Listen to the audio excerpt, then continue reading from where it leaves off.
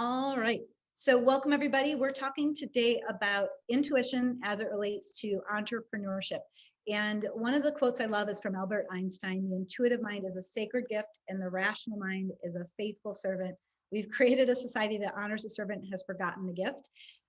The way that I interpret this is that even so, anybody who studies quantum physics, like Albert Einstein, starts to understand that we are both waves and particles. That's sort of the basis of quantum physics.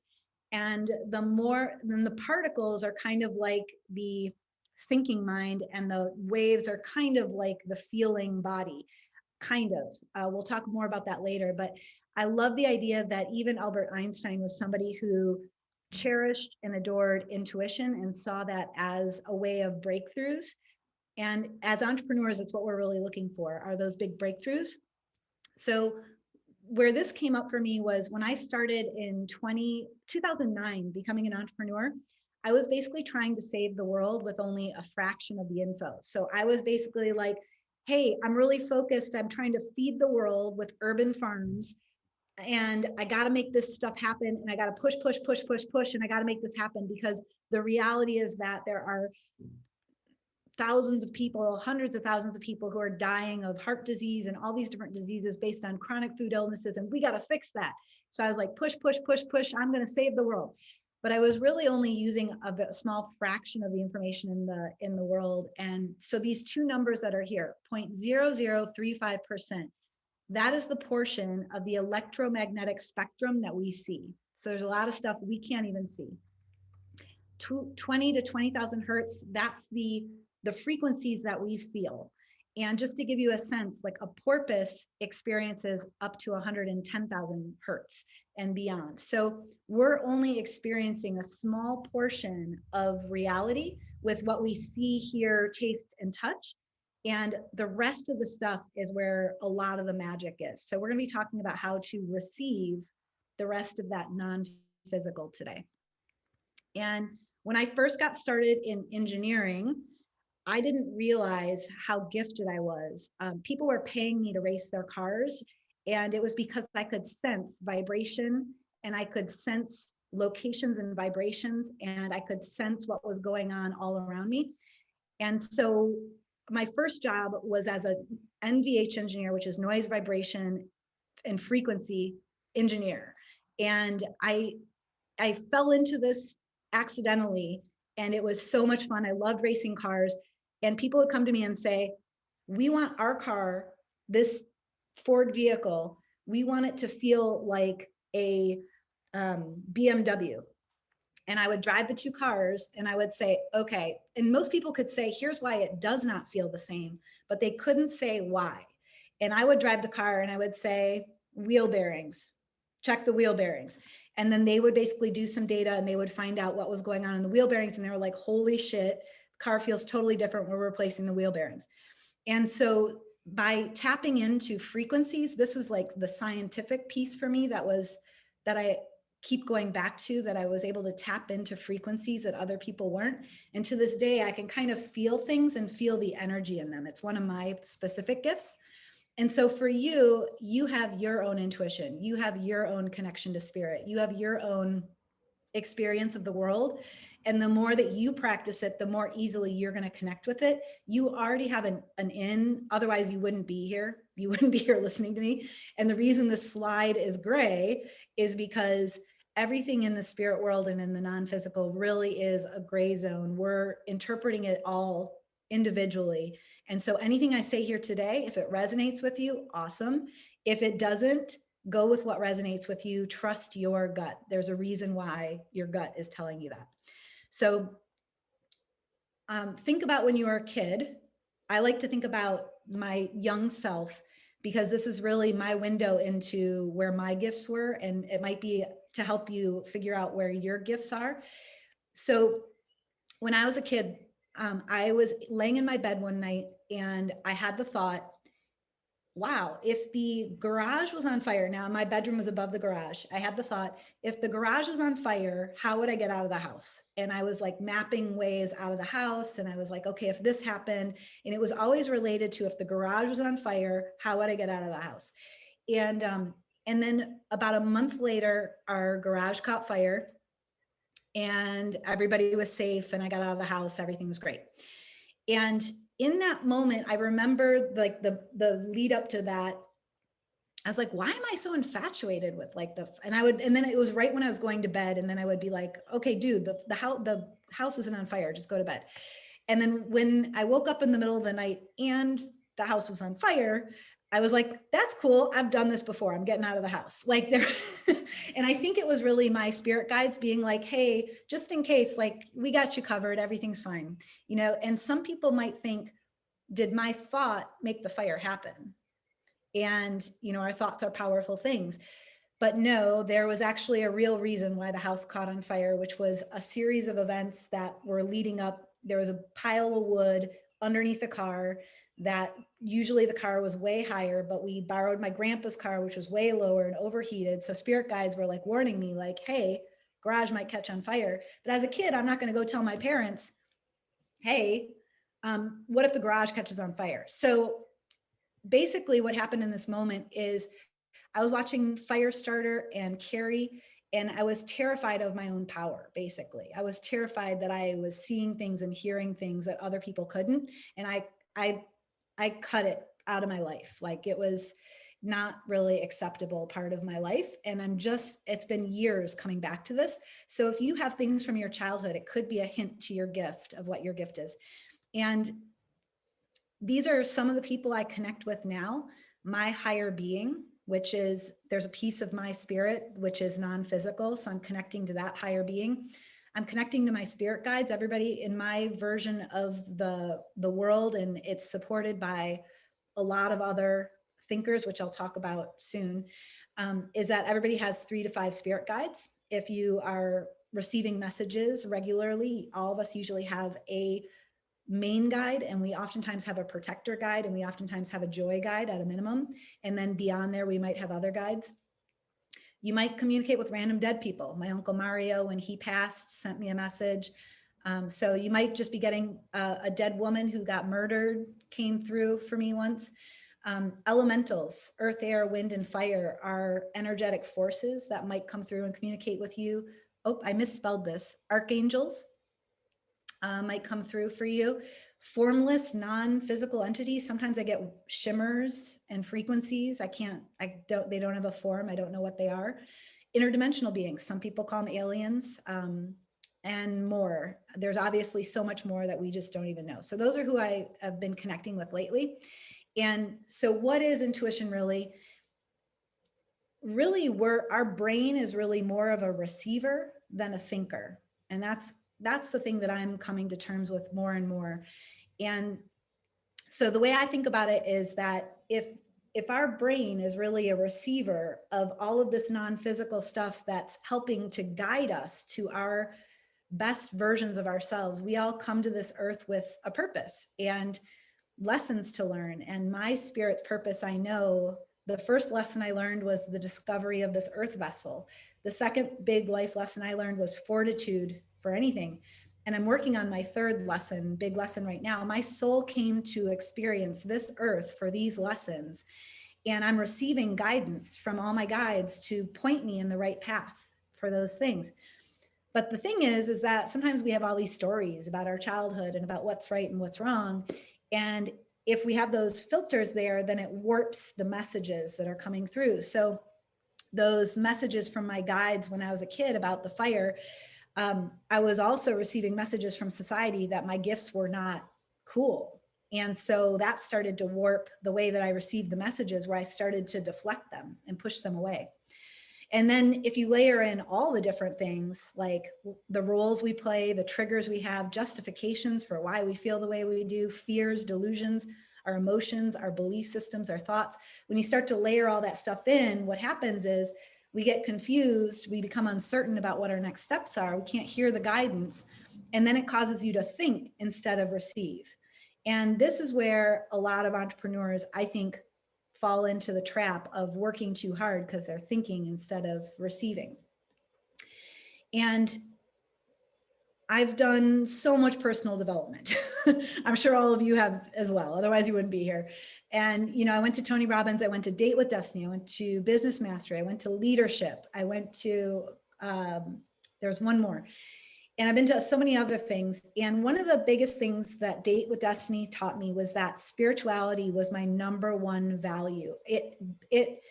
Date with Destiny takes your entire brain, all your stories, unravels them all, puts it back together.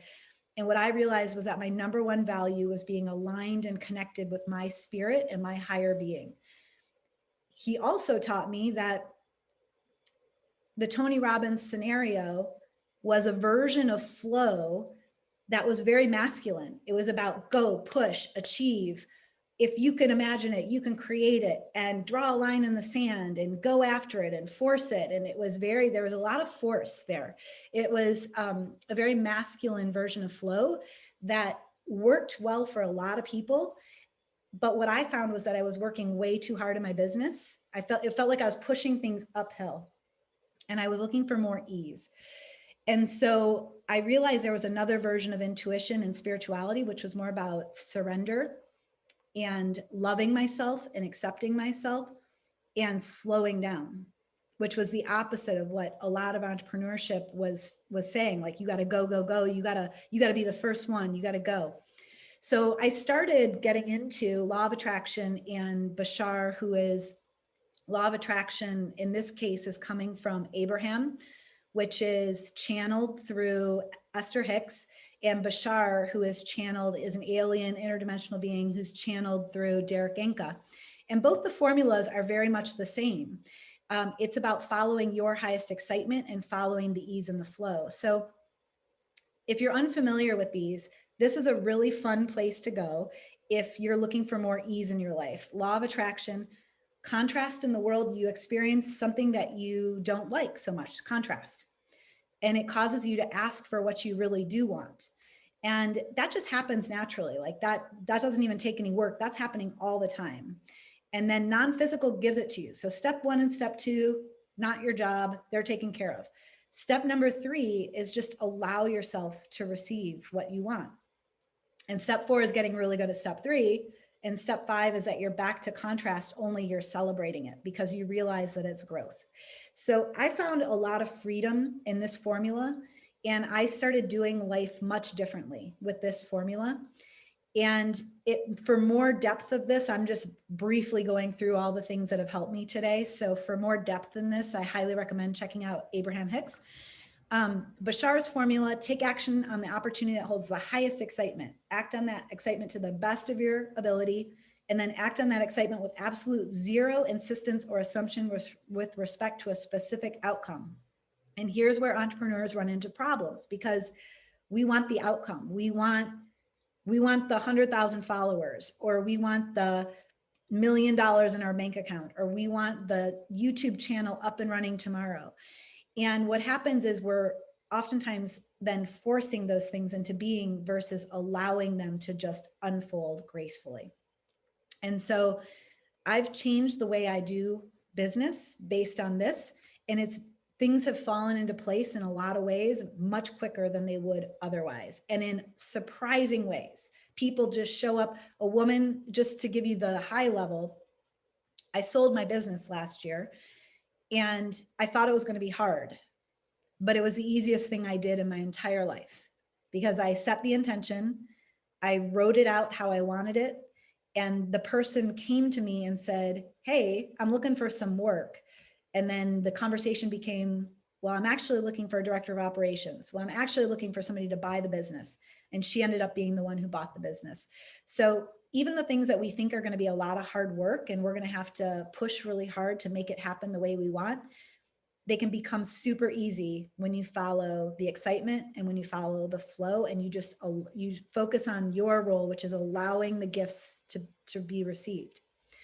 So from there, I started getting into Joe Dispenza and Heart Math Institute. If you're unfamiliar with either one of those, I highly recommend checking them out.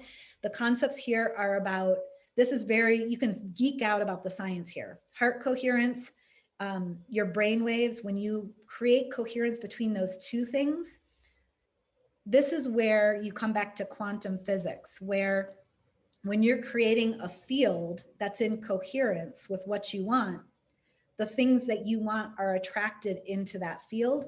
You become less like a particle pushing something forward, and you become more of a wave system that attracts more of that same wave. And if you can feel in your body your hell yeses and your no ways, trust those intuitive moments.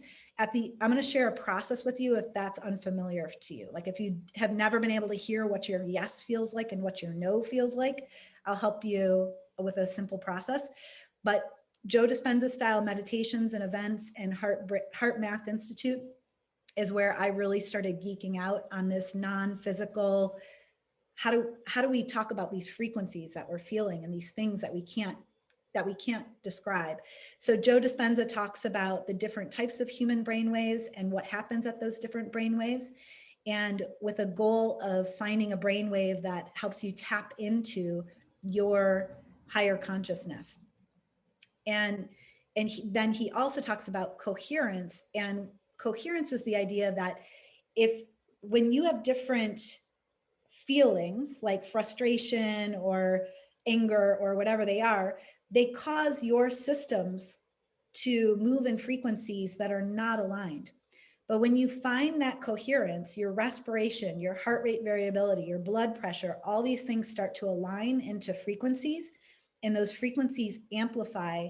And your heart, they say, the neurons in your heart have the ability to attract an electromagnetic field that is 50,000 times bigger than your head. I think it's 50,000 or 5, whatever it is. It's a huge magnitude versus your thinking rational brain.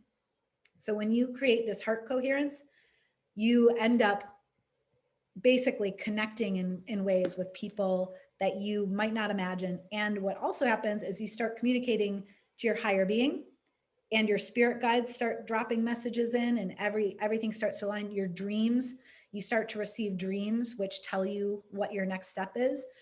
All of those things happen. And one of the things that happened for me was I was in coherence one day, and my friend had a birthday party and she didn't invite me. And I accidentally got the invitation. I was in total coherence, and I showed up to the birthday party, and Meg was there, and she was channeling messages from her spirit guides.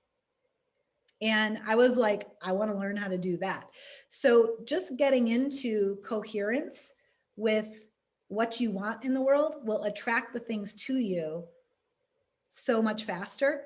And your guides it's like Christmas. They love to deliver presents every day. So I started getting into this world of what are all the different ways that I could connect. And I was looking at psychic abilities, which, if you're familiar, clairvoyant is being able to see things. So I can see, I've had psychic images that have come true. They're kind of fuzzy and gray. I've had clairaudience where I can hear things in my ear, like somebody telling me something, or sometimes it's just like a frequency, which is like a really sharp, strong frequency. And I know, hey, that's one of my spirit guides saying, pay attention right now. Pay attention. I got a message for you. Clairsentience is kind of like a feeling of like, I feel like I walk into a room and I can feel the sense of that room. Claircognizance is a knowing, which is like, somebody handed me once a flyer that said, my daughter is missing. Here's a picture of her. And I grabbed the flyer and I knew that her daughter was on the other side. I just knew. So there's different types of psychic abilities, and everybody has the ability to have all of them. It's just a matter of practicing them. And then I've also been practicing with remote viewing and astroplaning recently. And I'm using ESP cards to practice telepathy. Micah and I mind melded recently, which was so freaking cool. We got 4 out of 4 cards right with a group of 4 people, which was really fun.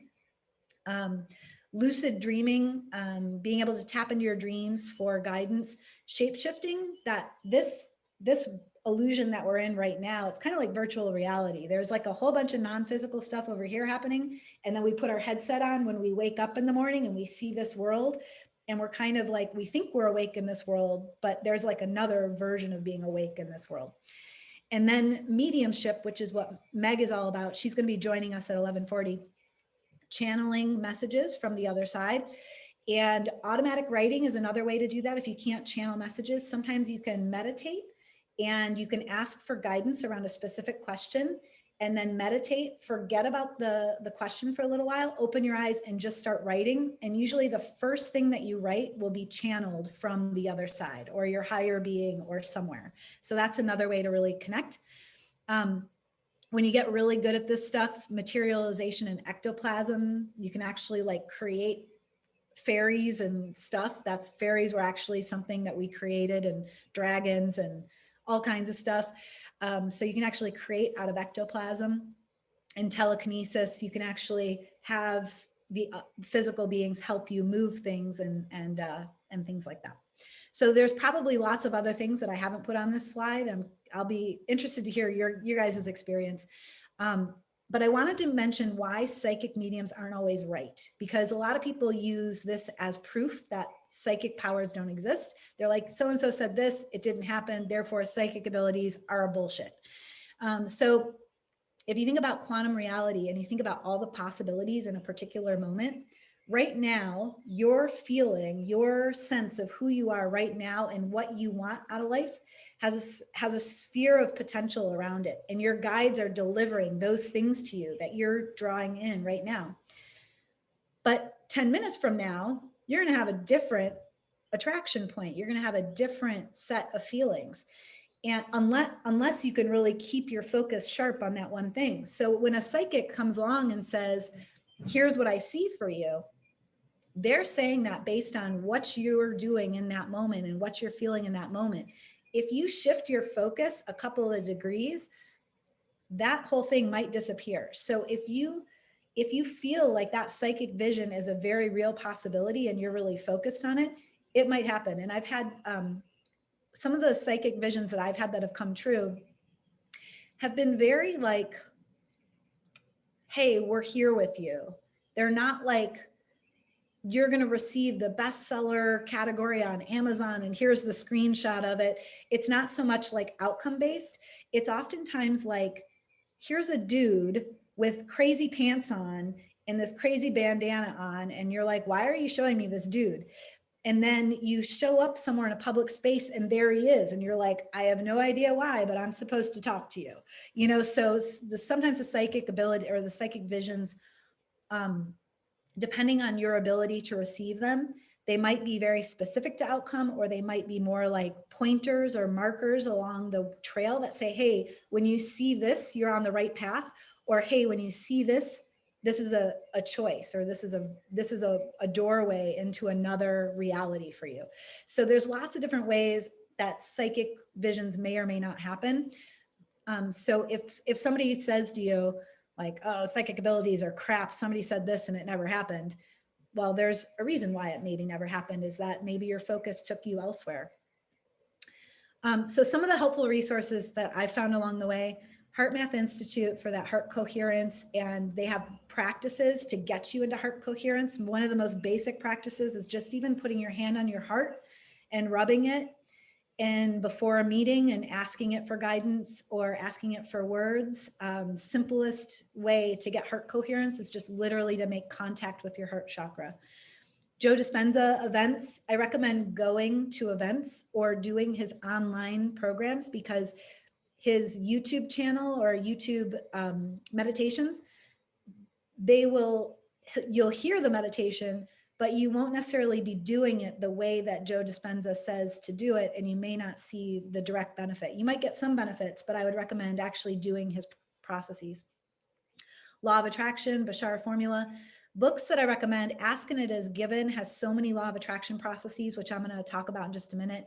Journey of Souls is a phenomenal book about life between life. So it's basically a guy who does hypnotic regression, and it's a guy who didn't believe in past life stuff, and he accidentally discovered that he was taking people into their past lives to heal trauma. And so he, over time, had thousands of patients, and he has been documenting what it's like, life between life, and how we choose these physical bodies, how we choose our life lessons, and how we set up contracts with other entities for this path that we're on. Really, really cool stuff. Highly recommend it. And then if you want to know your power and like you want to feel your gifts, I love Energy Experiments by Pam Grout.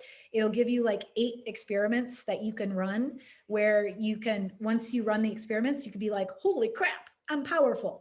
Because she'll help you see if you do it this way, you will see a result and you're going to see what your gifts look like and how quickly you can express them. Course in Miracles, Pam Grout's version.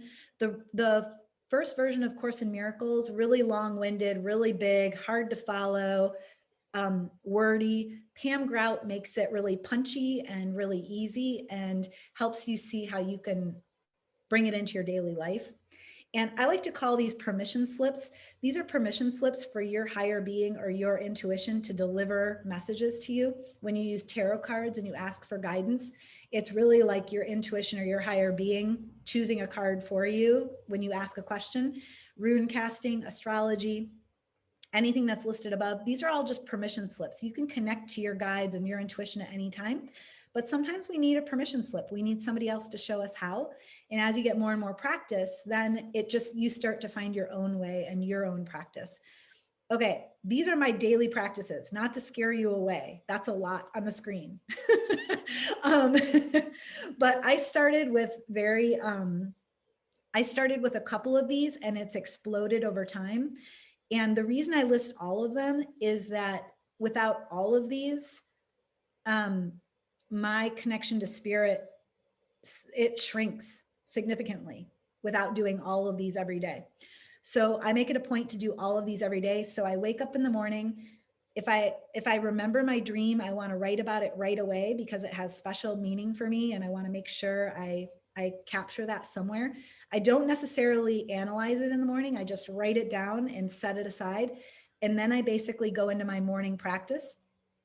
And I go back in and I'll close my eyes and I'll do a self-healing on myself, which is basically, I'll close my eyes, I'll take a couple breaths, and then I'll basically visualize a white light in some way. So I might visualize like an umbrella of white light that's just for me. And it's like washing through my body all the way to my feet and everything's kind of like releasing through my feet into the earth. Or I might just like see a giant orb of white light and just like step into it. Whatever works for you, a rain shower of white light, a shower of white light. You might start at your toes and work up. Any kind works really well. I spend some time in meditation, basically receiving, not trying to do anything, not even really watching my thoughts too much, just like allowing whatever to happen, just like watching it unfold.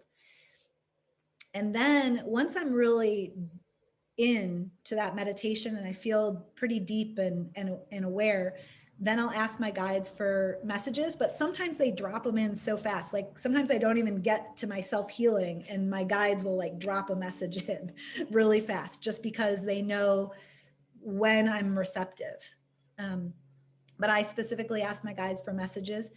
And then when I wake up, I go to the bathroom and then I basically look in the mirror. I tell myself I love myself for a couple of minutes, basically. And then I do an I acknowledge speech. So I basically look at the sky and I say, I acknowledge that there are universal forces focused right at me. And source, I acknowledge that I am the, oh shoot, now I'm on camera and I can't even say it. I acknowledge that I'm the, oh gosh, let me back up. Let me start over. I acknowledge that there are universal forces focused right at me. And I know that I'm the object of your positive attention and I'm appreciating your continuous support.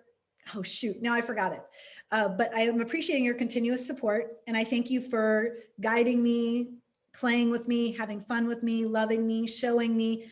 I just go into every verb possible: aware of me, having fun with me, helping me, assisting me, loving me, showing me, uplifting me, blah, blah, blah. And I thank you for your divine wisdom, your divine help, your divine love, your divine guidance. Thank you, thank you, thank you. I say that every morning. I say it out into nature, basically. Then I do a focus wheel and I pick what I want to focus on that day. And lately I've been saying, I am success. And then what a focus wheel is, it's in the Ask and It Is Given book. I put a disc in the middle, like a circle in the middle, and I say, I am success. And then around it, I'm basically putting all kinds of bubbles, which are supporting that. I'm aligned, I'm connected. I love knowing that there are hundreds of cooperative components here to help me every day. I am unconditional love. Like anything that supports that statement, I just start writing it until I feel I am success.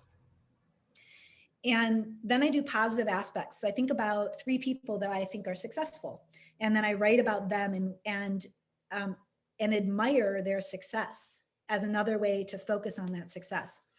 Then I will focus on whatever I am trying to manifest at that moment. So like right now, one of the things I'm manifesting is easy access to a trampoline, a tramp wall. And so I'll take a moment to just see that in my mind and imagine myself on it and how much fun I would be having on it, creating space for it to appear in my life. And then I watch my mind movie, which is a whole Joe Dispenza thing I won't go into, but it's basically a movie that captures the feelings that I want to experience and what I'm manifesting. Then I move my body in some way, shape, or form, however I feel inspired. It could be yoga, it could be dancing, it could be jumping up and down, it could be yelling, it could, whatever feels good in that moment. It could be playing Supernatural and VR, anything to move the body. And then throughout the day, I segment intend. So before this, I tapped in and I took a moment to intend. I was like, okay, I'm just going to share my experience. I don't know what's going to happen, but hopefully whatever I have to share is going to help somebody. That I'm here to help in some way, right? Segment intend for each segment, how I want to feel. I ask for messages throughout the day. This is the most important part. Kiss whales and lick trees and whatever else you can do with nature. Nature is one of the most abundant, allowing forces out there, and we can learn so much from them. So basically, every day I get out somehow and I basically do something with nature as a reminder that I am nature. Let me just give Meg the thumbs up. She's on her way here. And then basically I watch a sunset every day to remind myself of the power of just being on this planet. And just like, I chose this life. This is amazing. I do something different every day. I just decide, I don't know, in the morning, I'm like, what is it that I'm going to do differently today? I connect with somebody new. I pick somebody that I would like to connect with and I reach out. I give someone a gift every day. Sometimes that's a thank you note. Sometimes that's a physical gift. Sometimes it could be anything. I follow my highest excitement. If something isn't exciting, I'm not doing it. And I know sometimes in business, there are moments when you're like, I've aligned with this process because I'm excited about it. But then somewhere along the way, the process gets a little bit murky and you're like, wait, why am I doing this? It can still be your highest excitement, even if it feels a little crunchy in that moment. It's just realigning with why is this the highest excitement right now for me? And sometimes there are moments as an entrepreneur where you're like, okay, the easiest thing I could do right now is to remember that this was my highest excitement and I just need to follow up on this detail and let's just focus on the ease of just making that happen as quickly as possible. So sometimes as an entrepreneur, that happens. I'm sure you felt it. Nap if I'm tired. I do ESP card practice for receiving messages, and I practice revising old stories. So if I have a story about why I feel unworthy of something, I rewrite it. I'm not going to go too far into that, but I can talk about that process another time. In the evening, I meditate, I move and I stretch. I do a guided visualization of some sort, somebody fun that I enjoy following. And I have an appreciation journal. Oh, it's somewhere across the room right now. Every night I write a couple pages, everything that happened that day that I appreciate, even contrast. Things that made me aware of what I don't want that's appreciative too. I appreciate everybody and everything. And then I have a synchronicity journal. Everything that happened that was like, oh my gosh, I can't believe I keep seeing these rabbits everywhere. And I have this rabbit journal right now going, anything that's synchronous. And if I do all of that, which is a long list, but doesn't take as much time as it looks. If I do all of that, my days at the end of the day, I feel good. I don't hit my bed feeling like, what did I do today? Or gosh, the day got away from me, or I didn't get what I needed to get done. Those thoughts never enter my head anymore. Now I'm like, okay, I'm ready to relax, rejuvenate, and replenish for tomorrow. That was an awesome day. So as an entrepreneur, this has really shifted me. And let's see, I know Meg is going to be here in just a moment. So I will say this, consistency and momentum is really big. And if I want to hear from you guys, if you can feel your hell yeses and your hell nos. So by show of hands that are here, if you're here, can you feel in your body when you get a hit and you're like, hell yes, that's a hell yes. Can you feel that in your body? Okay. Hell no's. Can you feel it in your body when you're like, hell no? Can you feel those? Okay. What about the ones where it's like, I don't like, can you feel it when you're like confused and you're like, I can't tell if that's a hell yes or a hell no? Can you feel those too? Okay. So I don't see her here yet. So let's do real quick. I'll just tell you the process in this minute and we'll see when she shows up. So the process that I use, and probably you all have a similar process if you've ever heard this before. If you touch your heart for a minute, just like to feel that heart center space, rub yourself. And if you're sitting, you might want to stand up or just sit up as straight as you can and kind of feel into your heart and feel into, like, put the weight in all parts of your body. I'm going to stand up. Let's see. I'm going to stand up. Put the weight into like all of your body and kind of move around and then feel the spot. Say to yourself something that you know is true. Like, I would say, my name is Stacy Murphy, and I would kind of rub my heart and I would kind of move around until I can kind of feel like where center is, like feel where that feels, okay, that feels true. So once you have kind of a space that feels centered and aligned, where you're not really shifting around a whole lot, ask yourself another true question, just so you make sure this is your true center. Ask yourself, like, I love bumblebees, or whatever it is that you know to be true about yourself, and just sense if you shift in any direction. Do you shift forward? Do you shift backward? Do you shift side or side? Ask yourself a couple times, a couple different yes questions that you know to be true. My name is Stacy Murphy. I love bumblebees. Maybe you get a color. You might even get a direction of like an energy flow, like a counterclockwise or clockwise. And then the next thing is to ask yourself an absolute no question, like, my name is Mickey Mouse. And then sense where your body goes. Ask yourself a couple of no questions. My name is Donald Duck. Sense where your body shifts.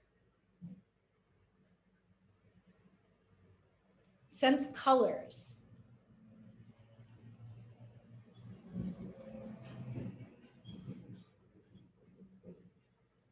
Okay. So come on back. Meg's going to be here in just a minute. So I just want to make sure we're ready for her. So did anybody feel what their hell no felt like? Clearly, yes. Did you feel what a yes feels like? And if you didn't, it's okay. You can always check in and do. Some days my yes is that my body moves forward. Some days my yes is a purple.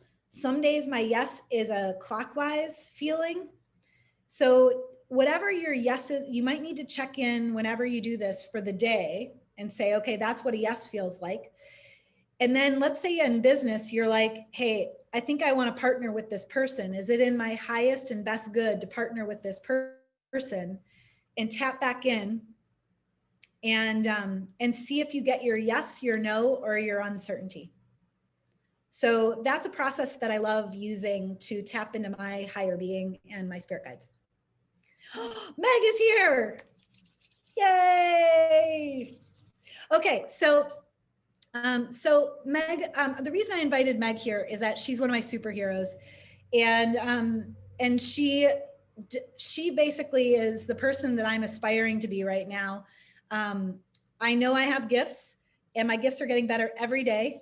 And one of the things that I'm practicing is channeling. And Meg is here because she is a master medium. And Meg, I don't know what to share with people. Do you want to take it from here? I know you probably brought some messages from the brigade. Do you want to just take it from here until the top of the hour? Hey, sure, why not? Hi, everybody. I recognize Lee. I love your posts on the book face. So magic. I love it. It's so great to see everybody. And Stacy's pretty darn magical herself. She's very humble. So she probably hasn't said that yet. And she's doing an incredible job. And Stacy really is kind of a testament towards, if you're intentioned and you're open, and you're willing and you're fearless, you make magical things happen. And of course, it's easier said than done, but just like everything else, you kind of just got to do it like Nike. And Stacy's really just done it like Nike. So she's incredible. She's already a great message bearer. She's got a great connectivity. My sessions with her are incredible because she's so open. So it's something important to mention. The more open we are, the more we're able to receive, regardless of what that is. It can be abundance, prosperity, love, and even spiritual connection and intuition. So I have one of my buddies with me. I have many buddies, but I have 5 main buddies, spirit guides. Some people call them angels, some people call them teachers, all the same thing, different names. One of the most spectacular things about spirituality is that no matter what the spirituality is, we're often just saying the same thing in different ways. And the buddy I have with me today is Miss Cassandra. And Cassandra's far more popular than me, which is fine because I love her too. I like her more than me most of the time as well. I get text messages, and I like to remind people she is everywhere. So you can just tell her yourself. But she's excited to be here, and she does have a message for everybody. I have no idea what it is yet because I never do. And what I kind of want to do is kind of walk you really quickly through the process of how this works, how I do what I do. It's going to sound really simple and it takes a lot of practice, but I like to kind of unfold that for everybody. So the first thing I do is completely empty out my noggin, which is now extraordinarily easy for me. Wasn't always. I'm what the doctors like to call ADHD. So learning how to empty out my head and sit still I wish there was a video camera that was present the entire duration of my awakening and my development. It was that funny. But that's the first step. I empty out my head entirely. I move my actual etheric body out of my physical body, much easier than you think it is. It sounds complicated, but it's really not. And I move my etheric body out of my physical body and I touch into her, which she is just pure etheric body. And once I touch into her, I match her vibration. I allow her to move into my body and I completely, so she can do one. She's always trustworthy. Let me get in with her here real quick.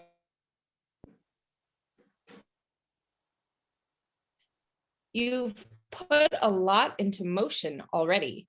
I'm talking to all of you. A part of a bunch of people don't necessarily ever think that you're ever putting enough into motion. How much more could I put into motion? How many wheels on how many different automobiles could I have going at the same time? If I have an entire freeway that is packed, well, that'll be good enough for me, maybe. But here's the thing, and I think this is important for everybody to hear, because I used to be a bit like this too, you see. the more wheels you have in motion going on a freeway, let's just use that example, the more likely you are to experience gridlock. And sometimes we intentionally, on a subconscious level, put ourselves into gridlock so we don't have to stop. Because stopping to a lot of us means that we're not doing enough, that we're not good enough, that we're not going to achieve enough. But that's absolutely ridiculous with this bunch. You could achieve things in your sleep. But it is very important that you keep your freeways out of gridlock and that you allow yourself the time it takes to connect to your intuition. After all, it's what's driven all of you to your greatest successes anyway, but perhaps you missed it. We often do. And we miss it because we are not taught to follow our intuition, our gut, what we feel, our heart, any of those things. We're more so taught to think with our brains so we can live within a structure that's really designed for rats. I suppose that's why they call it the rat race. And you're not keen of the rat race, but some of you have created your own rat race. And you're racing within your own maze that you've created for yourself. So I suppose it's a very good time to consider to simply set the attention and trust your intuition along the way, that it's time to break down those structures of the mazes you may have created for yourself, to clear out your freeways so you have open road, expansiveness, and know that you can do it. I suppose that's the most important thing. Sometimes we do not think that we can do these things, so we just keep at what we are doing. And you're all really, truly standing on a step, looking at the next step paved in gold, thinking, can I make it? Can I make it to that gold step? Because I'm pretty high where I am now. It's fairly comfortable, but the itch will be too itchy soon enough, and you're going to want to move upward. And you may as well just take a very deep breath, open up those freeways, remove any of the maze that you've made for yourself, and allow yourself to be entirely free. This bunch all has something in common, Stacey. I'm sure you've noticed that you're all working towards freedom. And that's the most important thing for anyone, let alone someone who has that as a life lesson to do, to work towards freedom. Freedom from the subconscious mind, freedom when it comes to other people and what they think of you, freedom from anything that holds you back. And I guarantee you, freedom is involved in that golden step that you're staring at right now. And it's just all a matter of clearing the mind, connecting more fully to your intuition, and letting that drive you. Because after all, like I said, that's what's driven all of you to your greatest successes anyway. But perhaps you missed it.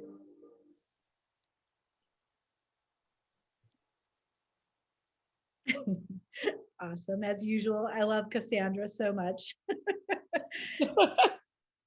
So, and what's interesting is, so for those of you, I didn't mention this part, but I met Cassandra and Rev and Meg on the same day a couple of years ago. And I have to say, Meg, of all the coaching that I've done, tons of business coaching, and the most, the farthest I've moved fastest is working with you.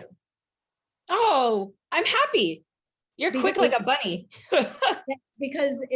because it is really tapping into the intuition and the unknown and like what I really want. It's been an incredible journey. Yeah. Awesome.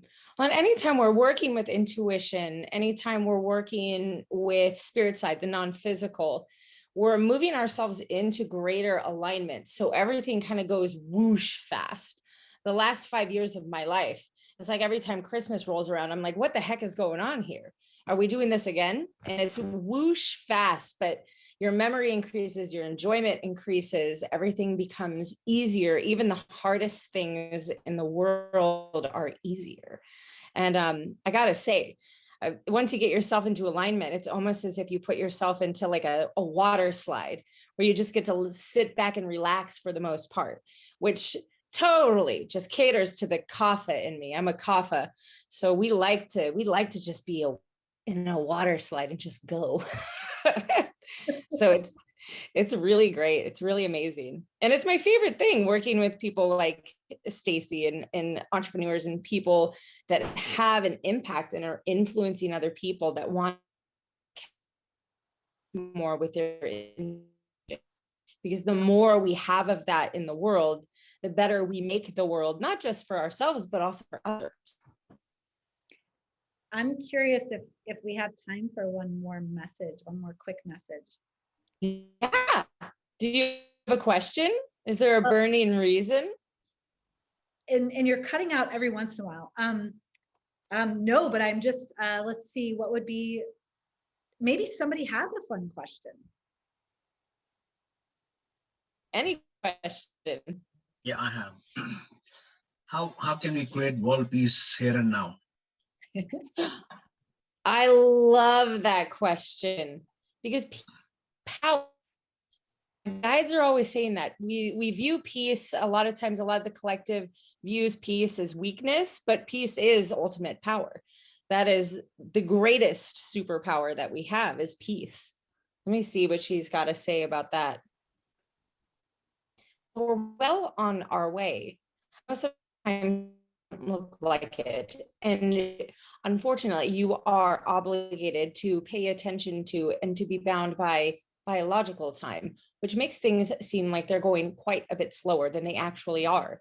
But as you've likely felt, it's been quite sped up, especially over the course of the last 60 years. Peace is on its way. And the greatest way to create peace is to be peaceful yourself. Of course, I know it's cliche. It's almost like reading something off a Hallmark card. We've all heard that enough time, to create peace within ourselves. And the reason for that is because people do not believe peace is possible. And peace starts within, and it must start within. So the more people who are achieving peace within, well, it's going to trigger people, sometimes negatively, so to speak, and sometimes positively, but it's going to trigger them to recognize something, that peace is possible. That's the most amazing thing about the human species, quite different from all the other animals you see. The human species just has to see that something is possible for them to believe it's possible. And then once people believe it is possible, well, what do you know? There we go. It's a little bit like the 5-minute mile, which everyone thought was impossible until somebody did it. And now look at people go. People are running miles in 3.5 minutes now. So the greatest way to create peace is to create peace within, but also to expose yourself and your peace as often as possible. And that's usually where there's a hitch in the cart, if you know what I mean, because people who are peaceful are also quite humble, and they don't necessarily love being exposed. So truly, how we create peace in the world right now is to bind people together who have achieved and touched personal peace within, and foster great courage and braveness in them to expose themselves to the world, to inspire the world to believe peace is possible. And this is more possible now than it ever has been before, you see, because your younger generations, aren't they incredible? They actually believe in all of these principles, but they are misguided, not because necessarily there's anything wrong with them, but because they're not fully developed yet. So working with young people, exposing yourself to the world, harboring great courage and bravery in exposition of peace within, and standing against that opposition with no resistance whatsoever, to simply just be peaceful and to expose yourself. But the networking is very important, you see. You must find other people who are working towards or have touched peace within, and bring them all together in some way, and have you all work together in some way. And that really is the best way to move forward towards peace. It's a lot of organization, but then again, when one is peaceful and they have the intention of doing so, of connecting with people who also wish to foster peace in this world, well, it happens a lot more easily. As it turns out, networking, if we allow it to be, is much easier than we think it is, because we're all connected anyway. Awesome.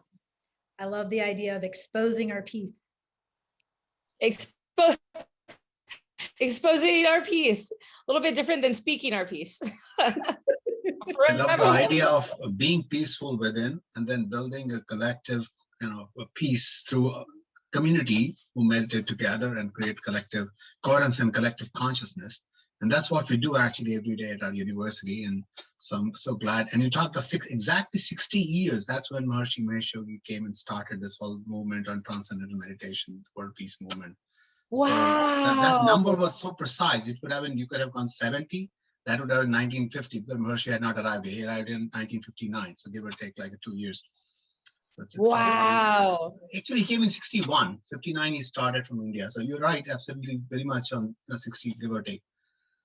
Oh, so cool. And he keeps on saying that you have to begin with yourself. Do not be worried about the condition of the world. First, you have to be blissful yourself, and then the word bliss will flow out of you. So in our place, we have like big golden domes where thousands of people meditate together to create the coherence and collective consciousness that can radiate throughout the world and create world peace. And other thing you said was it has sped up pretty fast, and that's what we did. And we actually did this conference that you see the logo behind. We just finished it 2 weeks ago. And people from around the world came, spoke, 90 speakers, and thousands of people registered to listen. Anyway, so I think you were very much on the dot and just confirmed what I thought you knew. Thank you. Okay. It's so funny. Cassandra has said more than once that the most important things we tell people are the things they already know but don't believe. Already know but don't believe. So I know Meg has to go. I think she's got a client at noon and I gotta go. So I put in her, I think, isn't it vesselspiritualwellness.com? Is that your website? It is. Yeah, so she's got sessions where you can book, like, if you want to, I used her as like a business consultant for a long time. And then I also signed up eventually for her Genesis program because I want to do what she does. But go ahead and sign up if you want to talk with her more and channel some more fun. And I highly recommend it. It's been one of the best things I've done for my entrepreneurship. You're amazing, Stacy. Everyone here is amazing. Thank you. Thank you, also, Stacy, for organizing. Thank you. Yeah, and if anybody has questions about the processes that I shared earlier, there's a couple of things I didn't go into depth on. And if you have questions about those processes, I can always do a little follow-up video on some of those as well. So let me know what your questions are. We didn't quite get to that. Or I can stay on. Actually, Meg had to take off, but if you guys have questions, I can stay on for a little bit. There's nothing about coincidences, right? And you talk about heart math. I got my first heart math little device 12 years ago, and I did it then, and I scored in like the 95th percentile, and said, okay, well, I'm all set. But it's come back into my life. It's again and again, right? Like you were just saying, we were prepared and we didn't even know it. And there's layers to all this too. Like I find the more open you are, the next step reveals itself. And then sometimes you loop back to a step again. And it's not that you're back where you were, it's that you are open to another level of receiving that gift, right? Yeah. And I can't recommend Dr. Joe enough. I don't know. I did his advanced workshop a few months ago, and it was the most amazing thing ever. I didn't even imagine it was going to be as good as it was. So Stacy, I just wanted to say thank you. When you said the idea of receiving, that's a big shift for most people, that you're receiving from somewhere. We say receiving from unbounded consciousness, that we connect with the consciousness, which is a field of all possibilities. So you say receiving, obviously you don't say where to receive from, who's giving. You're just receiving from somewhere. So that is where our paradigm is, Vedic paradigm, the Dvait paradigm, that there's all unbounded consciousness. You use the word field paradigm. There's one unbounded field of all the laws of nature. That's what we are. We are entities which live in consistency with all the laws of nature, and they're all accessible within us. If we quiet ourselves, then we can just access them all. And then all of these things occurs, which you talk of synchronicities or coincidences, or we call it support of nature, various ways. And then I think Meg used the word like water slide, which is like, basically do less, achieve more. If you're aligned in the right direction and you don't force yourself to align because of this or that constraint or external constraint, and let the nature tell you what is the right direction, then you get support of nature and you just glide so smoothly. Life is blissful. Love it. Love it. Any other thoughts? Emotional outbursts? I love when Micah says emotional outbursts. Thoughts, concerns, emotional outbursts. It's always a good time. Thanks for inviting me to this, Stacy. It was really cool. I didn't know what I was dropping into, but it was worth the hour. Thank you.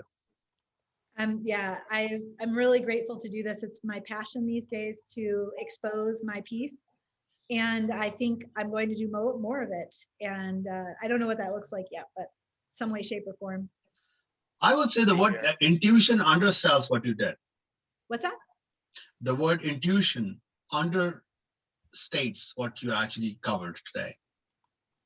It's more it understates, because intuition can be, okay, just, trust your intuition kind of thing. But what you brought out, especially through Meg, is sort of all the parapsychological, various ways. And you talk about remote viewing and everything else.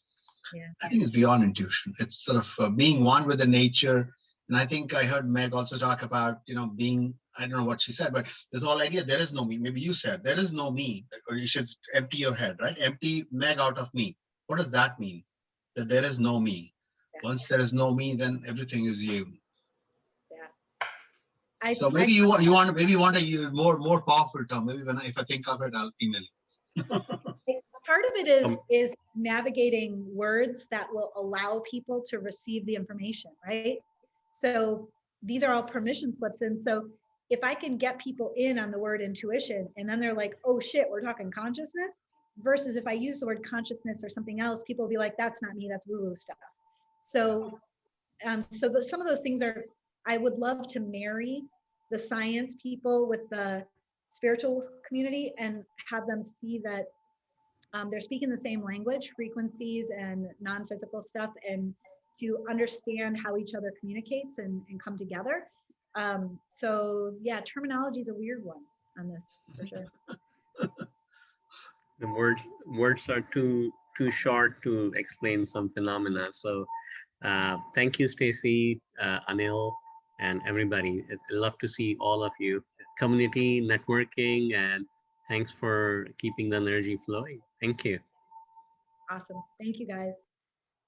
Any other questions? Thanks so much, Stacy. That was awesome. Appreciate the invitation. This is a happy ending to a blissful weekend instead of It's funny you would use those words after Lee. I totally caught that. Does Anil know? Do you know Anil, what she does? No, I don't know. Lee Jagger? I thought you were Mick Jagger's sister or something. You're the second Jagger I've heard of ever. Just kidding. So Lee teaches erotic massage mastery for women to just love on men. and erotic massage mastery usually ends with some happy endings, which was why he Say more, Lee. Say more about what gets you into that space, and why is that your dharma or great thing? Say more, since you've brought you on. Can you share more about why you do what you do? Yeah. Well, because I wish I had a teacher like me 20, 30 years ago, because I wasn't very confident or creative or playful in the bedroom at all. And so I teach women the stuff that I wish I'd known back then.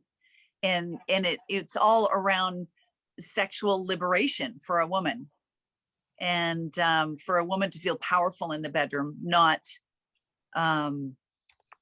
less than, not going along with, not powerless in any way. So I'm doing it for the women. You guys get the automatic benefit from it, but I do it for the women. The women get a lot out of that education too. I just to know that there's a field like that will do that. The reason I love Lee so much is that I love men, and I want men to feel honored and appreciated and just blessed and like feel like they're the luckiest men on earth. And I feel like Lee teaches women to not only honor themselves and to bring out their beauty and their love, but it makes men so appreciated. Like it just honors that masculine feminine dance in such a beautiful way. And I think that is world peace. Like Anil, you're asking about world peace. Yeah, thanks for saving so many families, Lee. Thank you. My pleasure. Rockthebedroom.com. I should drop that link in there too, if anybody wants. What is it called? Rockthebedrooms.com?